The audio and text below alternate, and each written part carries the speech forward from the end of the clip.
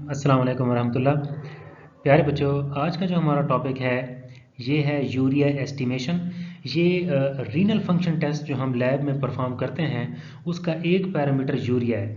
तो आज हम ये देखते हैं कि रीनल फंक्शन टेस्ट में से ये जो एक यूरिया एस्टिमेशन है ये यूरिया है क्या, और इसकी हमारी बॉडी में जब हम टेस्ट करते हैं इसकी क्लिनिकल सिग्निफिकेंस क्या है, और इसको कैसे कैसे मेथड से चेक किया जा सकता है, और इसमें कौन कौन से एरर्स आ सकते हैं मतलब सैम्पलिंग के दौरान। तो हम ये चीज़ें डिस्कस करते हैं।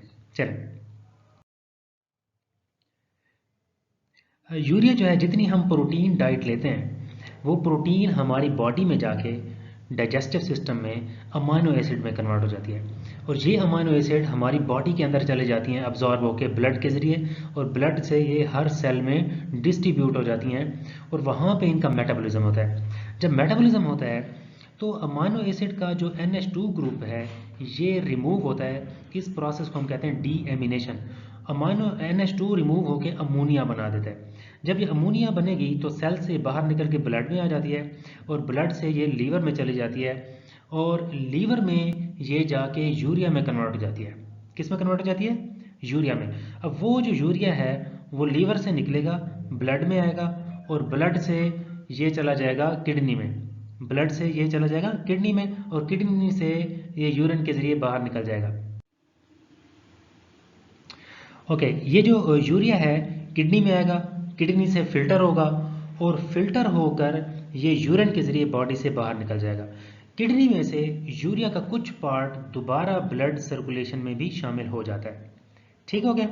अब हम देखते हैं कि कौन सी ऐसी कॉजेज़ हैं जिसमें यूरिया हमारी बॉडी में ज़्यादा हो जाता है जब हम टेस्ट करेंगे। तो इसको इनकी काजेज़ को हम तीन हिस्सों में डिवाइड करते हैं। एक है प्री रीनल, मतलब इसमें किडनी का कसूर नहीं होगा, किडनी से पहले के ये प्रॉब्लम होंगे।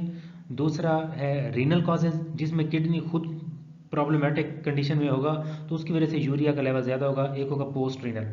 प्री रीनल में क्या है? कंजस्टिव हार्ट फेलियर है, शॉक है। अगर किडनी को ब्लड सप्लाई कम मिलेगी तो यूरिया का लेवल ब्लड में बढ़ जाएगा। हेमरेज हो जाए, डिहाइड्रेशन हो जाए, हाई प्रोटीन मेटाबॉलिज्म हो या हाई प्रोटीन डाइट अगर हम ले लें, या किसी किस्म की क्रश इंजरीज हों, फीवर हो, बर्न्स हों, तो इन सारी कंडीशन में यूरिया का लेवल ज़्यादा होगा। इसका मतलब ये होगा कि इस बंदे को किडनी का प्रॉब्लम नहीं है, किडनी से पहले का कोई इशू है।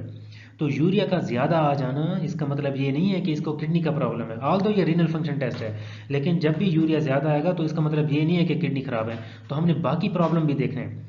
जो रीनल प्रॉब्लम है उनमें रीनल फेलियर है, ट्यूबुलर नेक्रोसिस है, ग्लोमेरुलनेफ्राइटिस है, और डायबिटीज़ मेलाइटिस है। इनमें से अगर कोई इशू है किडनी को, तब भी यूरिया का लेवल ज़्यादा आएगा।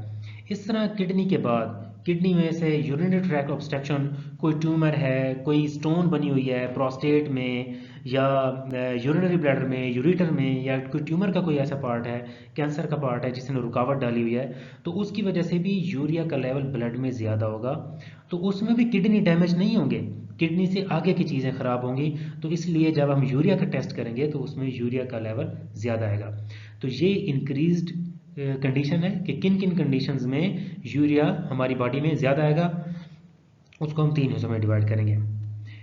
एक वो कंडीशंस हैं जिनमें यूरिया का लेवल कम आएगा। इनकी कोई ज़्यादा इंपॉर्टेंस नहीं है। अगर यूरिया का लेवल नॉर्मल से कम हो तो ये कोई बहुत ज़्यादा इंपॉर्टेंस नहीं रखता, लेकिन फिर भी कुछ चीज़ें ऐसी हैं जिसमें यूरिया का लेवल कम आ सकता है। अगर कोई बंदा प्रोटीन डाइट बहुत कम ले रहा हो, सवेयर वोमिटिंग या डायरिया हो जाए, या किसी बंदे का लीवर फेल हो जाए। आपको पता है कि यूरिया बनता लीवर में है, तो अगर लीवर फेल है तो यूरिया नहीं बनेगा, तो यूरिया का लेवल कम आएगा। प्रेगनेंसी में, ओवर हाइड्रेशन में, इन चीज़ों में यूरिया का लेवल कम होगा। अब ये कुछ टर्म्स हैं जो यूरिया से रिलेटेड हमें समझनी चाहिए। एक है एजोटीमिया। सिंपल अगर यूरिया का लेवल बढ़ जाए तो इसको हम कहते हैं एजोटीमिया। लेकिन अगर रीनल फेलियर की वजह से यूरिया का लेवल बढ़ जाए तो इसको हम कहते हैं यूरीमिया। एक है बर्न, इसको हम कहते हैं ब्लड यूरिया नाइट्रोजन। ठीक है, इसमें से भी हम जो यूरिया का लेवल निकालते हैं उसमें से नाइट्रोजन का निकालते हैं। इस तरह के नॉन प्रोटीन नाइट्रोजन सोर्सेज, ये जो हमारे यहाँ यूरिया वगैरह है, ये non protein nitrogen containing compound है। इस तरह एक और टर्म यूज़ की जाती है यूरिया नाइट्रोजन और क्रिएटिनिन रेशो, मतलब यूरिया की नाइट्रोजन डिवाइडेड बाय क्रिएटिनिन। इसकी भी डिफरेंट इसकी बेसिस पे हम क्लिनिकल सिग्निफिकेंस मतलब इसकी हैं और उसकी बेसिस पे हम डिफरेंट रिजल्ट्स निकालते हैं, वो इस टॉपिक का हिस्सा नहीं है। अब हम देखते हैं कि हम यूरिया को कैसे कैसे टेस्ट कर सकते हैं, कौन कौन से इसके मेथड्स हैं। यूरिया को हम डिफरेंट मेथड्स के थ्रू चेक कर सकते हैं। इनका जो पहला स्टेप है, ये इंजाइमेटिक मेथड्स हैं, इनका जो पहला स्टेप है वो क्या होता है कि यूरिएज एंजाइम जो है ये एक्ट करता है यूरिया के साथ वाटर की मौजूदगी में। ये उसको यूरिया को अमोनियम और कार्बोनेट आयन में कन्वर्ट कर देता है। अब इसमें आ जाएगा ग्लूटामिक लैक्टेट, GLDH है, glutamate lactate dehydrogenase, coupled enzymatic reaction है, इंडिकेटर डाई मेथड है, कंडक्टिव मेट्रिक मेथड है। तो इसमें क्या होता है कि जब अमोनियम और कार्बोनेट बन जाते हैं तो वो आगे ऑक्सो ग्लूटारेट के साथ रिएक्शन करते हैं और ग्लूटामेट बनाते हैं। और ये जो मेथड है ये ऑटोमेटेड इंस्ट्रूमेंट्स के अंदर यूज़ हो रहा है एज अ कैनेटिक मेजरमेंट। दूसरा इंडिकेटर मेथड में ये होता है, जो अमोनियम आयन बनते हैं पीएच इंडिकेटर उसको सेंस करता है और उससे कलर चेंज होता है। ये भी ऑटोमेटेड सिस्टम में भी यूज़ हो रहा है। मल्टी लेयर फिल्म रीजेंट्स और ड्राई रीजेंट्स टिप्स के भी इसमें भी यूज़ होता है। कंडक्टिव मेट्रिक मेथड में ये जो अनआयोनाइज यूरिया है, यूरिया नॉन कंडक्टिंग है, मतलब इलेक्ट्रिसिटी को कंडक्ट नहीं करता, लेकिन जब वो अमोनियम आयन में कन्वर्ट हो जाता है तो उसकी वजह से उसकी कंडक्टिविटी बढ़ जाती है। तो इससे भी यूरिया को हम चेक कर सकते हैं। एक इसका बर्थिलॉट मेथड है जिसमें यूरिया वाटर के साथ रिएक्शन करके अमोनिया और कार्बन डाइऑक्साइड में कन्वर्ट होता है और वो आगे अमोनियम जो है ना सैलिसाइलेट और NaClO के साथ रिएक्शन करके इंडोफिनोल और ये जो है ना कलर देते हैं। इससे जो है ना इससे भी हम यूरिया को चेक कर सकते हैं। इसके अलावा हमारे पास कुछ ऐसी चीज़ें हैं जिसकी वजह से यूरिया जो है ना के जो रिज़ल्ट्स है वो प्रॉब्लम कॉज कर सकता है, उसमें इंटरफेरेंस आ सकती है।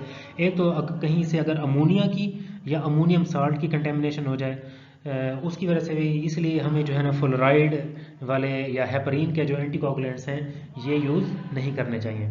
और दूसरा कुछ ड्रग्स ऐसी हैं जिसकी वजह से यूरिया का लेवल जो है वो कम हो सकता है। उसमें डेक्सट्रोज इन्फ्यूजन्स हैं, फिनोथायाजीन्स हैं और थाइमोल है। और अगर हमारे पास हमारे ब्लड में प्रोटीन का लेवल कम हो और कार्बोहाइड्रेट की डाइट ज़्यादा हो तो उससे हमारा जो बर्न का लेवल है वो कम आएगा। वुमेंस में जो है ना और बच्चों में ये इसका यूरिया का लेवल कम आता है क्योंकि उनका मसल मास और मेटाबॉलिज्म कम हो रहा होता है। जो ओल्ड पीपल होते हैं उनके अंदर बर्न का लेवल थोड़ा ज़्यादा होता है और प्रेगनेंसी में यूरिया का लेवल थोड़ा कम हो जाता है। ये जो सारी चीज़ें ये हमें जब हम टेस्ट कर रहे होते हैं तो इसको हमें मद्देनज़र रखना चाहिए कि हम अगर यूरिया की कोई रिपोर्ट दे रहे हैं तो उसके साथ बाकी चीज़ें भी हम नोट करें ताकि पेशेंट को उस तरह ट्रीट किया जाए जो उसकी असल कॉज है, हम उसको गलत ट्रीट ना शुरू कर दें। तो ये इसकी मेन चीज़ें, अगर इसमें से कोई बात आपको नहीं समझ आती तो आप पूछ सकते हैं। Thank you so much. अल्लाह हाफिज़।